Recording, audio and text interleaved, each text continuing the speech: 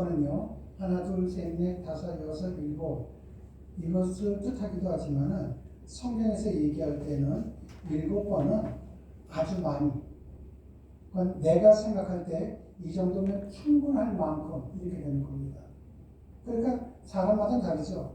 어떤 사람은 한두 번 용서해 주는 거를 나는 여기까지는 할 수 있어. 우리 생각하는 사람들도 있는 반면에 나는 10번을 용서해줘도 더 할 수 있어 하는 사람도 있습니다. 그러니까 이 용서에 대한 거 베드로가 이제 얘기를 할 겁니다. 주님, 저 사람이 나한테 만약에 잘못을 한다면은 나는 몇 번까지 용서를 해줘야만 됩니까? 이렇게 한 겁니다.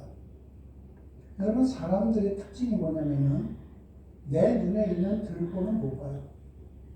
항상 나는 법 없이도 산다고 생각을 해요. 나는 이 정도면 잘했다고 생각을 해요. 그러니까 내가 누구에게인가 내가 이렇게 해주는 거는 생각을 하는데 내가 받은 거는 생각을 못합니다. 그래서 오직 그게 어떤 한 사람만 또 어디 일부 사람은 그런 것이 아니라 인간의 특성이 그렇습니다. 모든 사람들이요. 그러니까 모든 사람들이 그러니까 성경에도 나온 거죠. 너는 네 눈 안에 있는 들보는 보지 못하면서 어떻게 남의 눈에 있는 티는 거냐. 그게 성경에 나와 있다는 것은 대다수의 사람들이 그렇게 살아간다는 것입니다. 그렇기 때문에 우리가 어디에 가서도 너 내가 이렇게 용서해 줬는데 너 이렇게 안 해? 이렇게 했을 때 한번 생각을 해보십시오. 내가 너를 이렇게 용서해 줬을 때 이 마음을 갖기 전에 그 사람이 나를 용서해 준 건 없었을까요? 내가 저 사람에게 어떤 선행을 베풀었다고 쳐보십시오. 그 사람은 나한테 선행을 베풀지 않았을까요? 세상은요, 손과 똑같습니다. 한 손 갖고는 절대로 소리가 안 나요. 두 손이 합쳐져야지 소리가 나는 거죠. 어떻게 세상을 살면서 내가 베풀면서만 살아갑니까?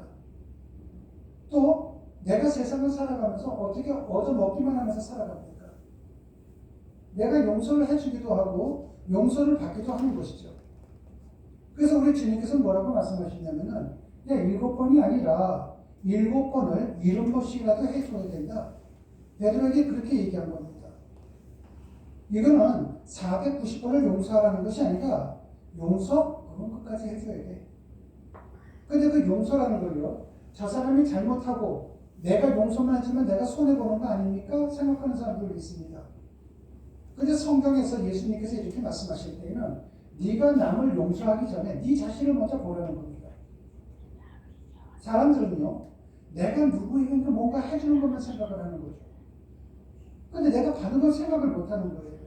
그러면서 주님께서는 우리가 같이 합독하지는 않았지만은 22절에서 35절 이 긴 비유를 통해서 이렇게 얘기를 하십니다. 어떤 사람이 1만 달란트를 빚진 사람이 있다. 1만 달란트라면요, 엄청나게 많은 돈입니다. 근데 이 사람이 하소연을 들어보니까 하도 불쌍해가지고선 왕이 1만 달란트라는 빚을 안 갚아도 돼 탕감해 주었습니다. 그러니까 이 사람이 빚을 탕감을 받았으니까 1만 달란트라면요, 그냥 이렇게만 생각하시면 됩니다. 1달란트가 사람들이 그냥 하루 일당이다. 30달란트가 한 달 월급이다. 근데 1만 달란트, 만 달란트는 얼마나 되겠습니까? 엄청나게 많죠. 자, 이 사람은 이제 왕으로부터 탕감을 받았습니다. 근데 이 사람이 탕감을 받았으니까 얼마나 기쁘겠습니까? 나가서 생활을 하는데 어떤 사람이 이 사람한테 100데나리온이라는 빚을 졌습니다. 이건 달란트가 아니라 데나리온이에요.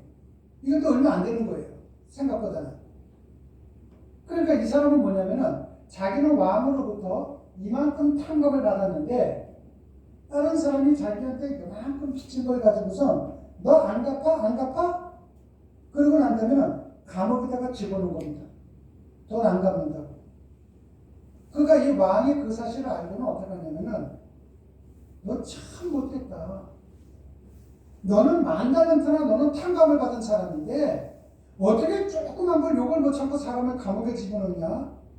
어떻게 그렇게 이기적이냐? 아주 혼내는 거죠. 여러분, 이것이 사실은 우리의 모습이에요. 우리가 대부분이 보면은요, 우리 그 속담에도 그런 말 있지 않습니까? 내가 은혜를 받은 것은 흐르는 물에다가 쓰고, 내가 섭섭한 거는 돌에다가 쓴다. 그러니까 내가 조금 섭섭한 거는 돌에다가 새겨갖고 잊어먹지는 못하는 거예요. 근데 내가 받은 거는 어때요? 물에다가 썼기 때문에 금방 잊어먹는 거예요. 이게 지금 이 달란트 비유랑 똑같은 얘기입니다. 너는 받은 게 많은데, 그래서 탕감까지 시켜줬는데 어떻게 다른 사람한테 그렇게 못해주느냐. 여러분, 이 비유는 다른 말로 표현한다면 천국에 대한 비유입니다.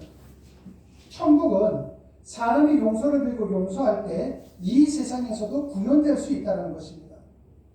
그러므로 하나님이 우리를 받아주시고 용서해 주시는 사실을 크게 받아들이는 자에게는 교회 내에서도 용서하는 데 자유로움이 있게 된다는 것입니다. 같은 잘못을 반복하는 형제를 용서하는 것은 결코 쉬운 일은 아닙니다.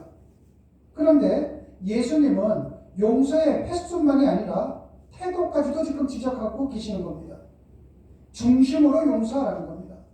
참된 용서는 마음 중심으로부터 용서하는 것을 말하는 것입니다. 너 내가 옛날에도 해줬는데 뭐를 뜻하는 겁니까? 마음으로는 용서를 안 해준 거죠. 많은 사람들이 그렇게 합니다. 누군가의 어떤 과정 속에서 사람이 살다 보면 잘못할 수 있죠. 그런데 그 잘못한 사람이 그 사람만 잘못하나요? 이 자리에 있는 우리 모두 다도 잘못하면서 사는 거예요. 영상을 보시고 계시는 성도님들도 다 잘못하면서 사시는 거예요. 그런데 마치 나는 용서를 해주는 것처럼 누가 누구를 용서한단 말입니까? 내가 너를 용서해 주는데 너 앞으로 잘해야 돼. 그런데 여러분, 그 용서를 할 때는요, 내가 중심을 다해서 용서를 해주라는 거예요. 내가 그때도 이렇게 한다면은 그걸 마음으로 용서가 안 된 거거든요. 그래서 우리 주님께서 이렇게 말씀하시는 것은 뭐냐면은 너희가 나를 믿니? 그렇다면은 내 영인 성령님이 너희들 마음 중심에 있어. 자, 주님을 중심에 모셨습니다. 그렇다면은 내 중심이라는 것은 뭐냐면은 내 마음에 모신 거예요. 내가 마음에 결정이 나면은 행동으로 옮기는 거 아닙니까? 내가 어떤 것을 행동으로 옮길 때에 마음에서부터 먼저 움직여야 돼요. 내가 마음이 움직이면은 죽을 수도 있어요. 그런데 마음이 움직이지 않으면 안 됩니다. 성령님이 내 안에 계셔서 나를 도와주시고 나를 구름기둥 불기둥으로 인도해 주시고 생각나게 해주시고 합니다. 그렇다면은 우리가 정말 하나님을 믿는 사람으로서 우리 중심에 성령님을 모시고 살아가는 사람이라면은 내가 누구를 용서를 한다든지 어떤 일을 할 때마다 항상 성령님은 나를 생각나게 해주신다는 것이죠. 그렇기 때문에 용서를 한다 할지라도 중심을 다해서 용서를 하게 돼 있어요. 중심을 다해서 용서를 할 때 이 사람이 만약에 또 잘못을 또 저질렀다고 쳐보십시오. 그렇게 된다면은 저번에보다는 네가 요번에 좀 나아졌다. 네가 잘한 건 아니야. 하지만은 저번에는 이만큼 잘못을 했는데 요번에는 요만큼밖에 안 했네. 너에게는 희망이 있어. 그러니까 희망을 버리지 말고 네가 조금 더 노력을 한다면은 너는 다시는 이 잘못에 대해서 다시 범죄를 저지른다 하더라도 요만큼밖에 안 할 것이고 결과적으로는 모든 걸 다 이겨낼 수 있어. 이게 가장 무서운 용서죠. 사랑하면서 인정해주면서 이 용서를 받아야 할 만큼 잘못된 곳에서 벗어나게 해주는 것, 이것이 중심을 다해서 용서해주는 겁니다. 그런데 내가 하나님을 믿는 사람이면서도 내 중심에 하나님이 없는 사람, 내 중심에 성령님이 없는 사람은 어떻게 되는 겁니까? 너 내가 용서했는데 또 그랬어? 정말 너 못됐네? 내가 그때도 용서해주고 그때도 용서해줬잖아. 이렇게 들어가는 거예요. 그 사람은요, 예수님하고는 상관이 없는 모습을 보이는 거죠. 그러면 예수님이 뭐라고 말씀하십니까? 나는 너의 죄를 다 용서를 해줬는데 너는 그 사람의 죄를 용서를 못하니? 내가 너를 용서를 해주는 것은 구원에 대한 것까지 포함한 1만 달란트에 해당되는 용서인데 너는 이 세상에 살면서 모든 사람들이 잘못하면서 살아갈 수 있는 환경 속에서 그 조그만 100데나리온 정도의 그 잘못도 용서를 못 해주니 예수님은 화를 내시는 것입니다. 자, 이제 말씀을 정리하도록 하겠습니다. 여러분, 우리는요 성인분자가 아닙니다. 우리는 하나님도 예수님도 아닙니다. 하지만은 하나님, 예수님, 성령님을 우리는 믿는 그리스도인들입니다. 그렇다면 그리스도인이라면은 우리가 이 세상을 살아갈 때 꼭 잘못한 사람이 있을 때에 나도 잘못한 거 하나님으로부터 용서받았지. 내가 이 세상에 태어나서 성장해 놓으면서 우리 부모님을 포함해서 이 주변에 있는 사람들이 나를 얼마나 많이 용서를 했나. 나 자신이 먼저 많은 사람들로부터 또 하나님으로부터 용서를 받으면서 지금까지 왔다는 걸 잊지 말라는 것입니다.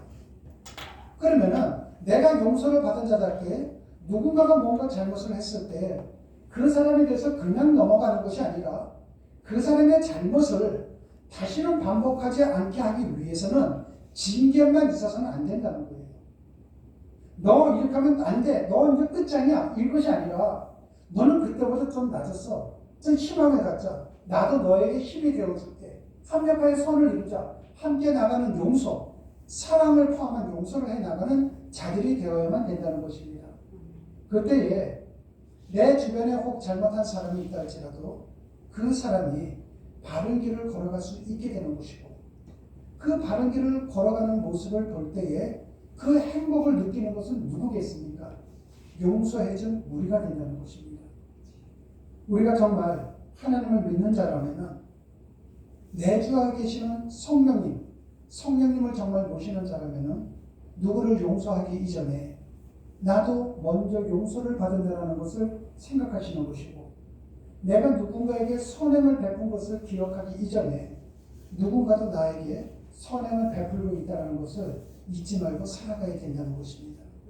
오늘 말씀이 그러한 말씀입니다.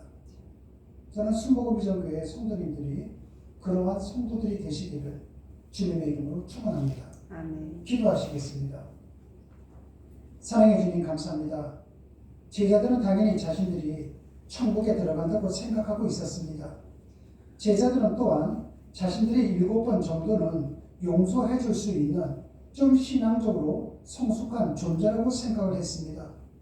그러나 주님의 눈으로 보았을 때 그들은 여전히 남을 나보다 낮게 여기지 않는, 아니 남을 실족시키고 남을 범죄하도록 이끌어가는 존재일 수도 있음을 냉정하게 지적해 주셨습니다. 그러므로 하나님에 대한 믿음을 가지는 만큼 우리 가운데 있는 형제들을 마음으로부터 용서하고 사랑하는 법을 겸손히 배워나갈 수 있도록 도와주시옵소서.